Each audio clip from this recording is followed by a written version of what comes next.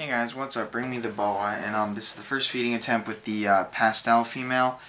I got interrupted, so I'm just making a new video. I'm just gonna cut off the end so you guys won't know what I'm talking about. But let's see. I'm going to see if I can get her to come out. Come on. And her records say that she was eating large pinkies. These are definitely not large, the ones I'm attempting to feed. So what I'm going to do is I'm just going to put her on here. Boop, boop, boop, boop, boop.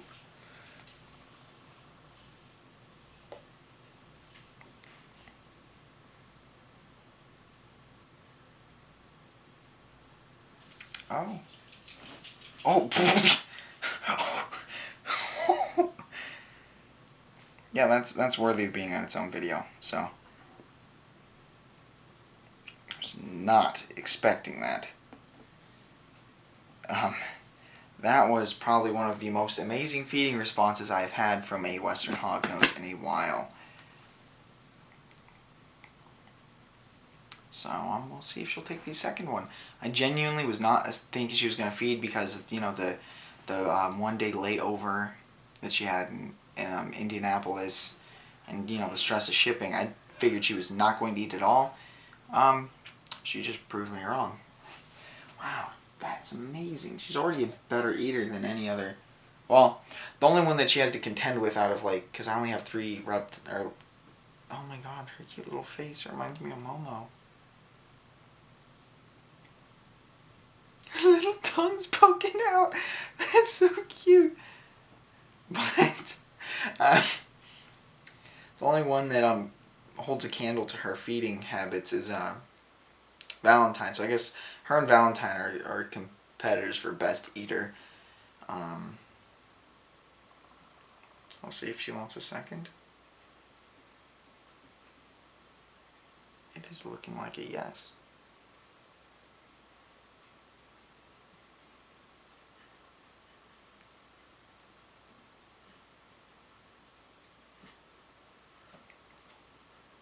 She just needs to finish swallowing that one.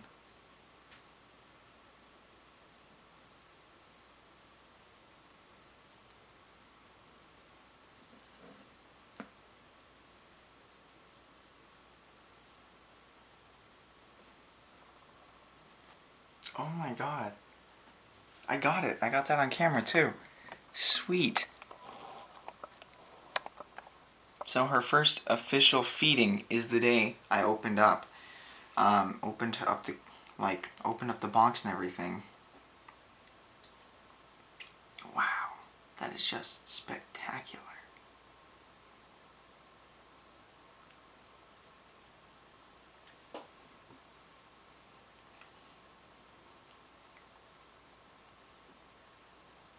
And that's awesome that she's eating like this already. Well, no more pinkies. That solved that, honestly. I was not expecting her to take 2. It's like the 2 Xanthic girls are going to be the happy girls tonight because they got fed in excess. So, it's so cool getting to see. So, the best eater I've ever had was Momo. Looks like there's a little competitor, which, funnily enough, they have this, like, similar snout shape. She has a really short, small little head. Oh, no, I don't have any more. Oh, jeez. She's hungry still, guys. Hey. No, this is Finger. This is Finger. Oh my god, she's... Oops. You okay? Wow. Well, I might finally get bit by a hognose. But, no, whoa, hey, hi.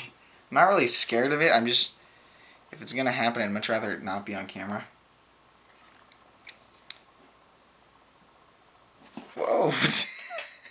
She went for my finger. So yeah, she's in food mode now. So she's on the prowl. I probably didn't even get that on camera. She went for my finger. Gonna zoom out. Uh oh, she found my hand. So I'm gonna get her back in her cage. But yeah, that was a good feeding response, and she's still hungry. I keep saying but like this is actually really good that she has this heightened of a feeding response. That's very good. She'll be a good. No, no.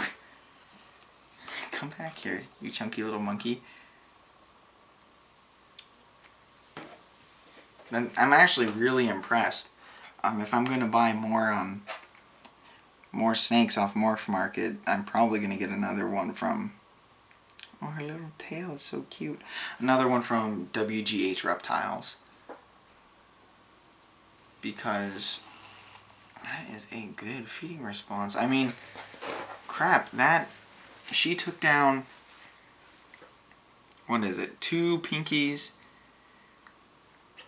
in less than 6 minutes, and on top of that also went for my fingers. But I am going to get some more shots of her on camera, I guess, for you guys, because she is a very beautiful snake, despite me literally having her on toilet paper rolls as cover. Oh. Gotta angle this down.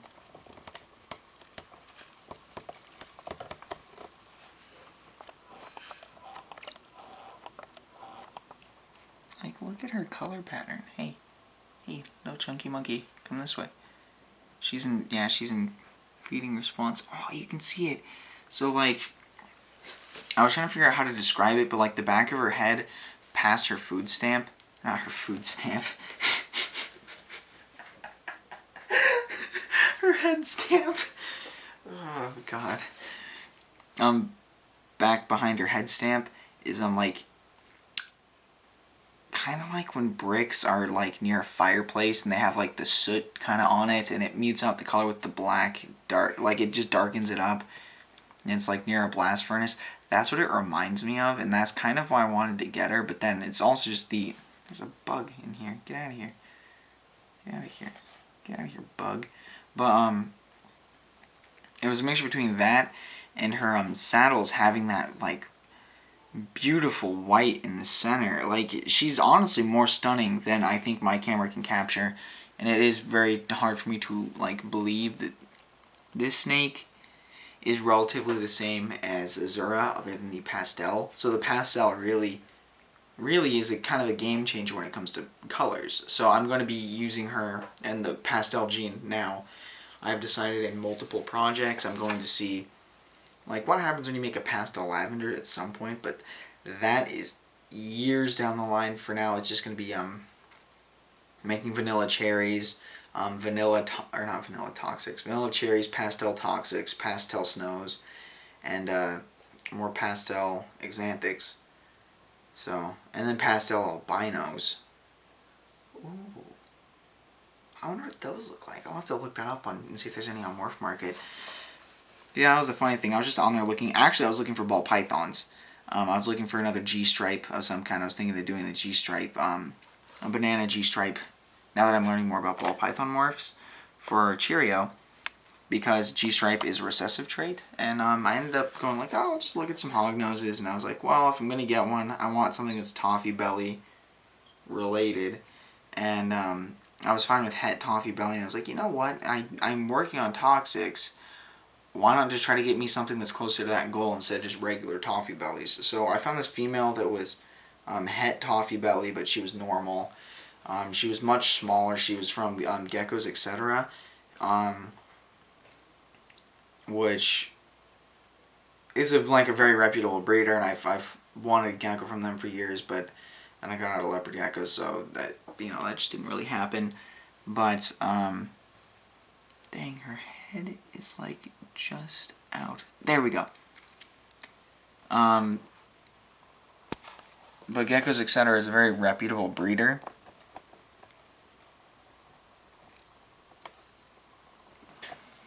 And like I actually was like looking at a het toffee belly from him. I think it's a guy that runs. Well, I shouldn't say him. I shouldn't assume. But oh, good, you can still get her head. That's actually a really good full body shot. But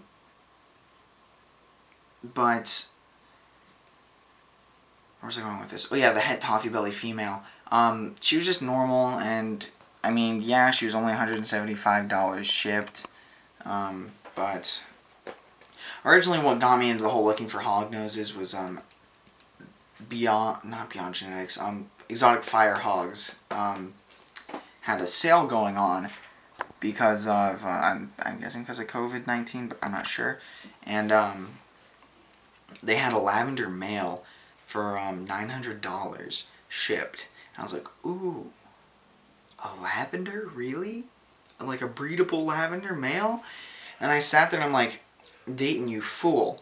Even if you get one, you're just going to have like a sausage party, and you're not going to be able to really make anything. Because you're only going to have 2 females, and you can't spread them that thin. It's going to take you years to make enough females from eggs and breeding back and hatching for you to be able to successfully make anything. And that's when I was like, I was so interested. I was really, really, really going to buy it. Really tempted to. And then I was like, Dayton, first of all, this is going to set your bank account back by like almost half of what you have gone for a snake that you can't replicate. She's in her cardboard tube, by the way. But it's going to be half gone based on something you can't even replicate in 1 generation because it's a recessive trait. But then not only that, well,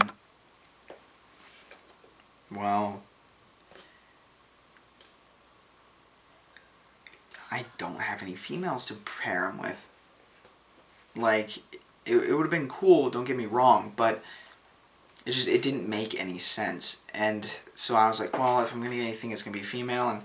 And they showed me some females, and I was like, I can't really afford any of them because one of the females was $1,200, which if the male lavender 900 shipped was out of my budget. $1,200 female Conda het lavender is going to be also out of my budget. And I ended up not getting any females from them just because it wasn't because of like I didn't like their snakes or anything. The snakes are really pretty. It's just I'm gonna like move this up because she's in her tube. I don't think she's gonna come out, and I'm kind of blabbering on about stuff. So you guys are coming down, and I'm gonna push you back a little because I don't need you in my personal space. I'm an introvert, but so I ended up not getting the females from them just because I actually was like, okay, I'm not getting any hog noses. I'm just going to look for ball pythons and that's it. And I was on Morph Market and I was like, well, you know what? It wouldn't hurt to see what's on Morph Market. She sees me moving my fingers and she's like making a beeline for my hand.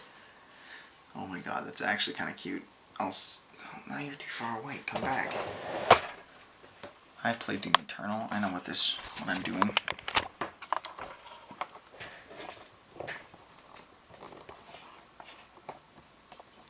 But yeah, so there she is. Now you guys have eye candy to look at while I blabber on the backstory.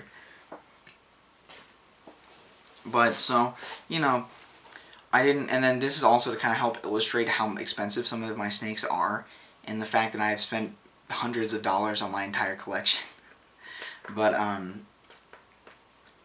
so I was looking for Xanthics because I'm like, well, if I'm going to get something and I want to make toxics, and I kind of just cut lavender out of my plans because I wanted to make corals and I wanted to make snows originally.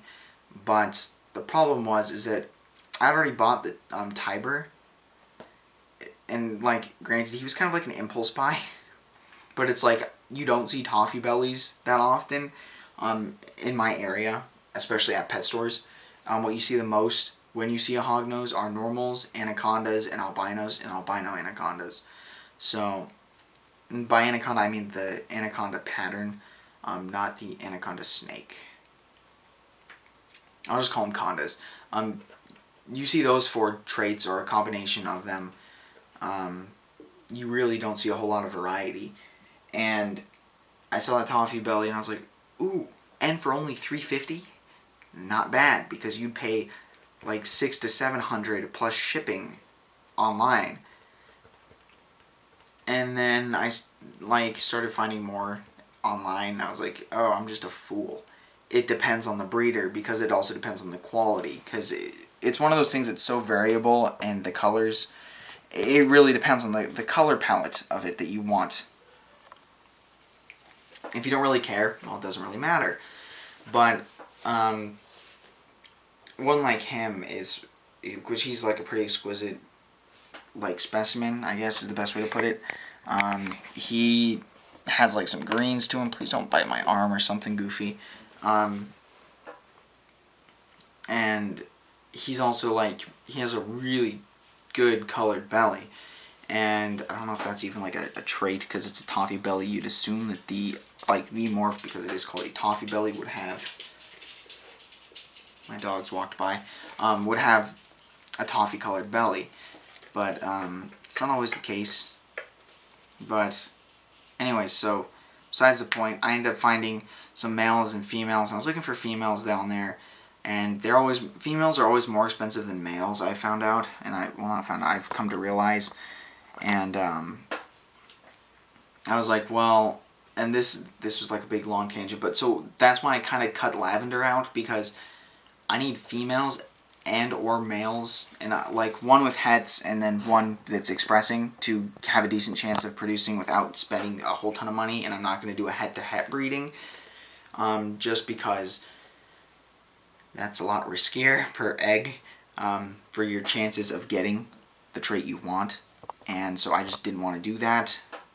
And lavenders are expensive. They are difficult to get into because of the high entrance cost. So that's why I kind of was like, oh, I already have a toffee belly, and I have an axanthic that's potential het snow. I now have a baby purple line that is purple/red line that is het albino, potential het snow, and I have a male albino. So like, I literally have all I really need for my snow project to succeed. I have 2 very good males, and I have a good female, good solid female. And then my Arctic project's set, because that's on the back burner, because I just really love the Arctic gene. So, and it's co-dominant, so I don't really need to put a whole lot of effort. I just need to get Andromeda and Talos up to weight, and that's it. And they should be by next breeding season or the season after, but hopefully next breeding season. I know he definitely will, but if she's not, I have a female that's one of my friends is willing to let my male breed to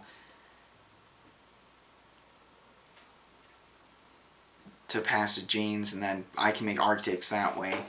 But I was really wanting it to be Andromeda, but I guess I guess I could potentially, if Andromeda's big enough, I could do both.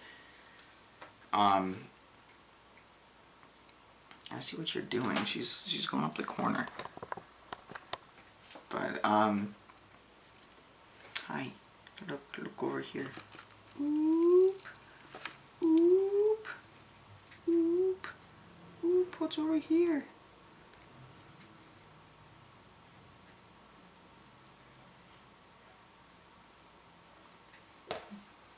Oh, I know what you're doing. I know your game now. But so that's kind of why I was like, well, I need something that's like, that carries toffee belly, or at least has the potential to. Because for me, it's also just really fun, because it's like, ooh, they might have these genes, they might not.